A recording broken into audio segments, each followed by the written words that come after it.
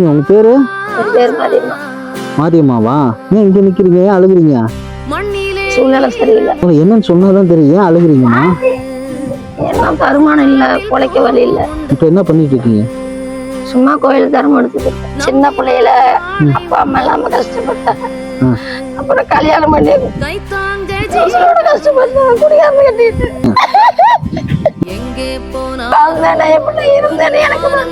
உங்களுக்கு என்ன தொழில் தெரியும் சொல்லுங்க. நான் உங்களுக்கு வச்சுக்கிறேன். எல்லா தொழிலும் தெரியும். நான் உங்களுக்கு பிளாஸ்டிக் பொருள்லாம் உங்களுக்கு நான் வாங்கி தரேன். உங்களுக்கு அது நல்ல லாபம் கிடைக்கும். அது விற்க தெரியுமா உங்களுக்கு? பிளாஸ்டிக் ஜாமானும் வாங்கியாச்சு. சரியா?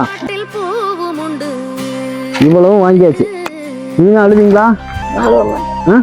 இனிமே கையேந்தணுங்கிற அவசியம் இல்லை. வித்துட்டு மறுபடியும் பொருள் வாங்குவேன். சூப்பர். அவ்வளவுதான். யார் இருக்கணும்னு நினைக்கவே கூடாது.